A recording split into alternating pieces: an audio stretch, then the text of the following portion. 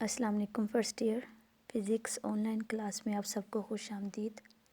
जैसे कि बेटे आपको पता है कि हम लोग चैप्टर नंबर 5 सर्कुलर मोशन को पढ़ रहे हैं। उसके कुछ टॉपिक्स हम कवर कर चुके हैं और ऑलमोस्ट अब हम लास्ट पे हैं। आज हम इसका टॉपिक देखेंगे artificial satellites and orbital velocity. Artificial satellites क्या होते हैं? इससे पहले हम थोड़ा सा सोलर सिस्टम को देख लेते हैं। सोलर सिस्टम में क्या होता है कि दिस इज़ योर सन।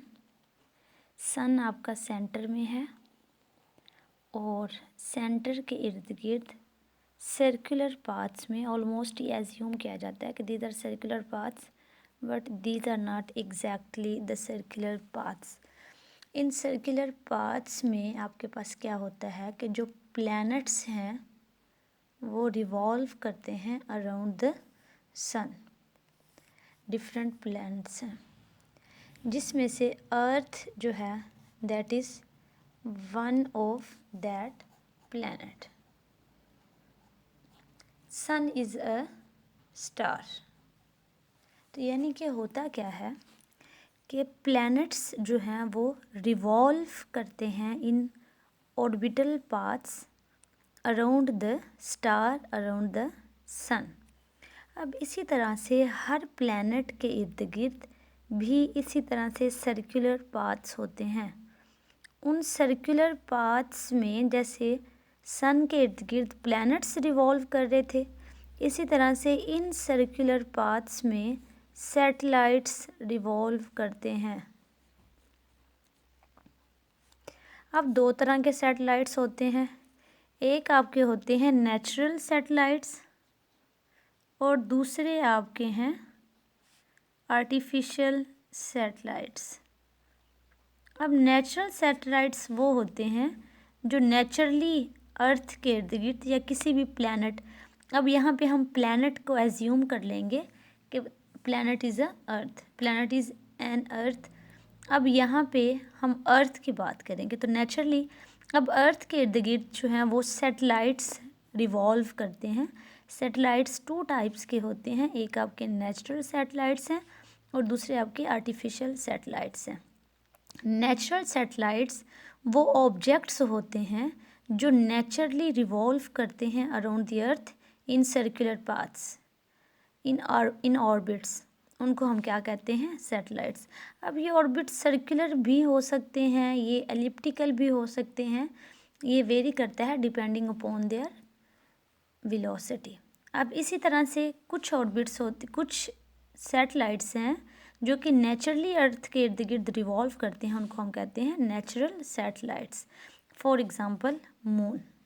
अब जो मून है वो नेचुरली अर्थ के इर्द गिर्द रिवॉल्व करता है, but on the other hand हमारे पास कुछ ऐसे सैटेलाइट्स होते हैं जो कि इंसान खुद इन ऑर्बिट्स में हम उनको भेजते हैं और वो इर्द गिर्द अर्थ के इर्द गिर्द जो हैं वो रिवॉल्व करना शुरू कर देते हैं। ऐसे सैटेलाइट्स को हम कहते हैं आर्टिफिशियल सैटेलाइट्स।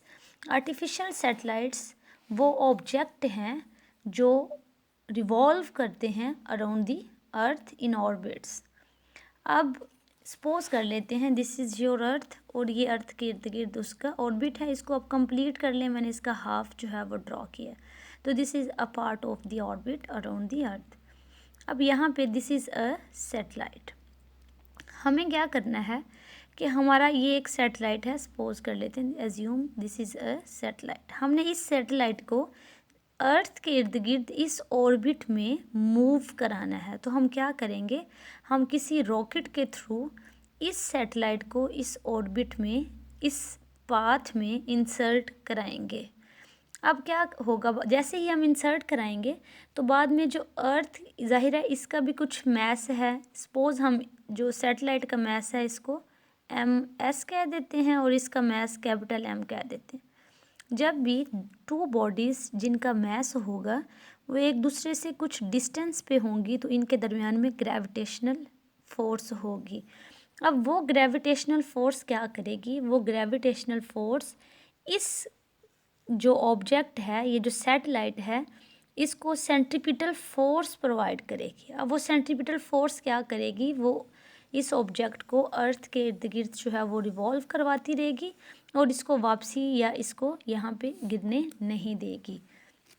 तो this is phenomena of artificial satellite. इसमें फिर से देख लें कि आर्टिफिशियल सैटेलाइट्स ऐसे ऑब्जेक्ट्स होते हैं जो अर्थ के इर्द गिर्द रिवॉल्व करते हैं। और ये नंबर 1 इनकी प्रॉपर्टी क्या होगी, दीज आर सैटेलाइट्स, कि अगर सैटेलाइट्स है तो इनकी प्रॉपर्टी है कि they revolve around the earth. This is first property. Number 2 क्या है कि नंबर 2 ये है, they are put into orbits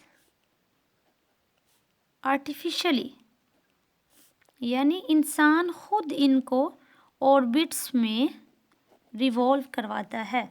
अब रिवॉल्व ये नहीं कि हम इसको पकड़ के खड़े रहते हैं और ये रिवॉल्व होता है, बल्कि आपका काम ये है कि आपने जस्ट इनिशियली इसको इस ऑर्बिट्स में फ़िट करना है। जब आप फिट करेंगे तो वहाँ तक आपका काम ख़त्म हो जाएगा। नेक्स्ट ऑटोमेटिकली चीज़ें जो हैं वो ऑपरेट होंगी। किस तरह से कि इसका भी मैस है, इसका भी मैस है, दोनों जब भी दो मैसेज होते हैं कुछ डिस्टेंस पे होते हैं तो इनके दरमियान में ग्रेविटेशनल फोर्स होती है।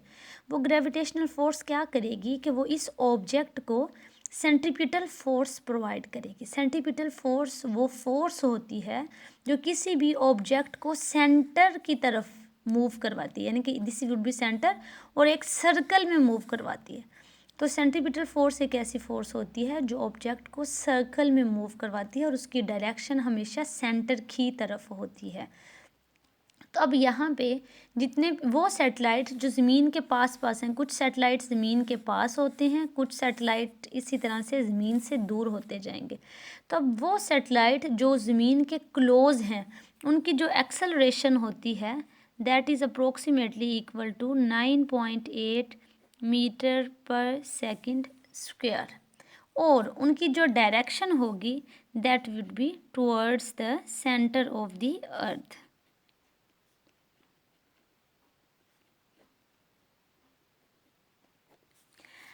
अब हमें फाइंड आउट करनी है वेलोसिटी की वैल्यू, कि कितनी वेलोसिटी हमें चाहिए इस सैटेलाइट को इसमें मूव करवाने के लिए। तो हम उस वेलोसिटी की फाइंड आउट करते हैं वैल्यू। अब देखें आपके पास है कि जब आपने सेंट्रीपिटल फोर्स का कॉन्सेप्ट पढ़ा था उसमें आपने देखा कि आपके पास जो सेंट्रीपिटल एक्सेलरेशन होती है that is equal to v square by r. Centripetal acceleration इसके इक्वल है। अब ये जो सेंट्रीपिटल एक्सेलरेशन है this is basically gravitational acceleration. तो g is equal to v square by r. हमें यहाँ से v की वैल्यू चाहिए, तो आप क्या करें, r इधर डिवाइड हो रहा है, इस तरफ जाके मल्टीप्लाई हो जाएगा। What is r? r is basically radius of the earth. Earth के सेंटर से उसके सर्कमफेरेंस तक, उसकी बाउंड्री तक जो डिस्टेंस है दिस इज़ रेडियस। तो r, capital R is radius of the earth. तो v is equal to g r, v square था, अब दोनों तरफ आप स्क्वेयर रूट ले लें तो आपके पास आ जाएगा v is equal to square root of g into r. r is radius of the earth, g is gravitational acceleration and its value is 9.8 metre per second square. अब आप ये 9 इधर 9.8 पुट करें। r जो है that is radius of the earth. Radius of the अर्थ की value होती है 6.4 इंटू 10⁻⁶ मीटर, और इसकी वैल्यू है g की वैल्यू है 9.8 मीटर पर सेकंड स्क्वायर। अब ये दोनों वैल्यूज़ आप पुट करें तो आपके पास देखेंगे कि जो वेलोसिटी v की वैल्यू है that is equal to 7.9 kilometre per second, या फिर v is equal to 7.9 into 10⁻³ metre per second. तो this is value of v। अभी this is the minimum value. ये मिनिमम कैसे है कि r जो है, यानी कि मिनिमम ये है कि ये अर्थ की सरफेस के ऊपर ही आपके पास जो ऑर्बिट है सैटेलाइट है वो हो सकता है। अब सैटेलाइट तो जाहिर है अर्थ से दूर, इनका जो डिस्टेंस है वो दूर से दूर होता जाएगा। तो अब आप r की जो वैल्यू है उसको आप चेंज करते रहेंगे, उसमें r प्लस कुछ होता रहेगा। तो this is basically minimum velocity. ये जो मिनिमम वेलोसिटी है, जो ये वो मिनिमम वेलोसिटी है जो हमें चाहिए किसी भी सैटेलाइट को ऑर्बिट में पुट करने के लिए, इंसर्ट करने के लिए इस वेलोसिटी को हम कहेंगे क्रिटिकल वेलोसिटी। क्रिटिकल वेलोसिटी क्या है? This is minimum velocity required to put a satellite into orbit around the earth. यानी कि अगर आपके पास जो वेलोसिटी है वो 7.9 किलोमीटर पर सेकंड से कम होगी तो आप जो सैटेलाइट है उसको अर्थ के अराउंड ऑर्बिट में पुट नहीं कर सकेंगे। अगर इससे ज़्यादा होगी तो आप इसको पुट कर सकेंगे। नंबर 1। नंबर 2 ये है, इसका मतलब ये है कि आपके पास जो सैटेलाइट है उसको मूव करना चाहिए 1 सेकंड में 7.9 किलोमीटर। अगर वो 1 सेकंड में इतने किलोमीटर मूव करेगा तो वो इस ऑर्बिट में फिट होगा, अदरवाइज वो इसमें फिट नहीं होगा। ये या इससे ज़्यादा करना चाहिए, 7.9 से कम नहीं होना चाहिए। तो this is basically minimum velocity to put a satellite into an orbit around the earth. अब नेक्स्ट हमारे पास है टाइम पीरियड। टाइम पीरियड क्या होता है? Time period is basically time required to complete one cycle around the earth. यानी कि वो time जिसमें सैटेलाइट ज़मीन के इर्द गिर्द एक चक्कर पूरा कर आता है, उस टाइम को हम कहते हैं टाइम पीरियड, और इसको हम कैपिटल टी से डिनोट करते हैं। अब आपका सैटेलाइट यहाँ पे था, दिस इज़ योर अर्थ, ये यहाँ से चला, इसने पूरा ये कंप्लीट किया। तो अब देखें इसने एक बाउंड्री कंप्लीट किया, बाउंड्री ऑफ द सर्कल। तो boundary of the circle is basically circumference. तो अब इसने जो डिस्टेंस कवर किया है that is circumference of the circle, जो कि इक्वल होता है 2πr के, और इसकी जो मूव करने की वेलोसिटी थी दैट इज़ v। अब वो टाइम जो एक कंप्लीट चक्कर के लिए, एक कंप्लीट रेवोल्यूशन के लिए हमें रिक्वायर्ड होता है, उस टाइम को हम कहते हैं टाइम पीरियड। तो इसने चूंकि एक रेवोल्यूशन कंप्लीट किया है तो इसलिए यहाँ पे जो टाइम इसको लगेगा दैट इज़ कैपिटल टी। तो आपने एक रिलेशनशिप पढ़ा है जिसमें आपके पास डिस्टेंस भी आता है, वेलोसिटी भी है, टाइम भी है। s is equal to v t. अब यहाँ पे हमारे पास s क्या है? That is circumference of the circle, v is velocity, t is time period. तो हमें टाइम पीरियड चाहिए, t इधर रह जाएगा, c/v। c किसके इक्वल आता है? This is equal to 2πr divided by v into T. तो this is value of time period या फिर value of time required to complete one revolution, that is called time period. अब इसकी आप value put कर लें। 2π की value आपको पता है 3.1416 होती है, और रेडियस ऑफ द अर्थ है 6.4 इंटू 10⁻⁶। उसके बाद वेलोसिटी क्या है? Velocity is basically critical velocity, जो हमने अभी अबव जो टॉपिक किया था, जो इसका पार्ट किया था, उसमें हमने इसकी वैल्यू फाइंड आउट की थी। तो critical velocity was that minimum velocity which is required to put a satellite into the earth, into the orbit around the earth. और उसकी वैल्यू कितनी थी हमारे पास? 7.9 इंटू 10⁻³ मीटर पर सेकेंड। ये आपने यहाँ से फाइंड आउट की थी, तो आप इनकी वैल्यू पुट कर लें। 2π की जगह पे आ जाएगा 3.1416, आर की जगह पे आ जाएगा 6.4 इंटू 10⁻⁶ डिवाइडेड बाय वेलोसिटी की वैल्यू है 7.9 इंटू 10⁻³ मीटर पर सेकेंड, और यहाँ से आपके पास वैल्यू आ जाएगी टाइम पीरियड की। और टाइम पीरियड हमारे पास इक्वल होगा 50-60 सेकेंड्स। अब इन सेकेंड्स को आप मिनट्स में कन्वर्ट करें। मिनट्स में कन्वर्ट करने के लिए आप इसको 60 पे डिवाइड कर दें, तो ये आपके पास इक्वल हो जाएगा ऑलमोस्ट 84 मिनट। यानी कि वो सैटेलाइट जो 7.9 किलोमीटर पर सेकंड से मूव कर रहा है, उसको एक रेवोल्यूशन कंप्लीट करने के लिए 84 मिनट लगेंगे। यानी कि 1 आवर एंड 24 मिनट्स रिक्वायर्ड हैं to complete one revolution around the earth. अब इसी तरह से आपके पास वो सैटेलाइट जो कि ज़मीन के बिल्कुल पास होगा, उसकी वेलोसिटी कितनी होगी? 7.9 किलोमीटर पर सेकंड, और उसको टाइम कितना लगेगा? 84 minutes to orbit around the earth. अब अगर सपोज कर लें आपके पास सैटेलाइट जो है वो ज़मीन के क्लोज नहीं है बल्कि दूर है। अगर वो दूर है, हम एज्यूम कर लेते हैं कि वो यहाँ पे है। तो अब यहाँ से ज़मीन का जो सेंटर है वहाँ से जो इसका डिस्टेंस होगा वो h होगा। आप इसको h कह लें या फिर आप इसको जो हाइट है वो सरफेस से ले लें, अर्थ की सरफेस से उस तक जो डिस्टेंस है इसको ले लें और ये रेडियस r ले लें। तो इस सारे को आप यहाँ से यहाँ तक स्मॉल r कह लें। स्मॉल r इक्वल टू होगा capital R plus height. Height क्या होगा, अर्थ की सरफेस से जो और डिस्टेंस है ऑर्बिट का उसको हम h कहेंगे और सेंटर से जो अर्थ की बाउंड्री है उसको r कहेंगे। इन दोनों को ऐड कर देंगे तो इसको हम स्मॉल r कहेंगे।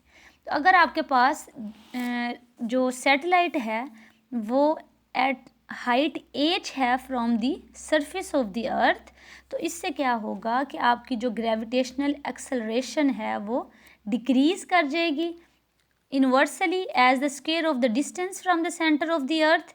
तो जब वो कम हो जाएगी तो आपके पास जो फोर्स हो जाएगी वो भी कम हो जाएगी। जब फोर्स कम हो जाएगी तो आपके पास जो वेलोसिटी है वो कम हो जाएगी। जब वेलोसिटी कम होगी तो टाइम जो है वो ज़्यादा लगेगा एक सैटेलाइट को ज़मीन के इर्द गिर्द रिवॉल्व करने के लिए। अब इसको फिर से एक दफ़ा देख लें कि अगर आपके पास एक सैटेलाइट ज़मीन से कुछ हाइट पे है तो इस केस में आपके पास क्या होगा कि जो ग्रेविटेशनल एक्सेलरेशन है, अगर आपको ये रिलेशनशिप पता हो F is equal to G/m/r², ठीक है। तो यहाँ से देखें इन दोनों का जो रिलेशनशिप है वो इन्वर्सली है। अगर ये डिस्टेंस ज़्यादा होगा तो फोर्स कम हो जाएगी। अगर फोर्स आपके पास कम होगी तो डेफिनेटली जो एक्सेलरेशन है वो भी कम हो जाएगी। अगर एक्सेलरेशन कम हो जाएगी तो इनफैक्ट क्या होगा कि वेलोसिटी कम हो जाएगी, और अगर वेलोसिटी कम हो जाएगी तो इसका मतलब है कि आपके पास ज़्यादा टाइम लगेगा इसको एक चक्कर पूरा करने के लिए। तो इस केस में आपका जो टाइम पीरियड होगा वो ज़्यादा हो जाएगा।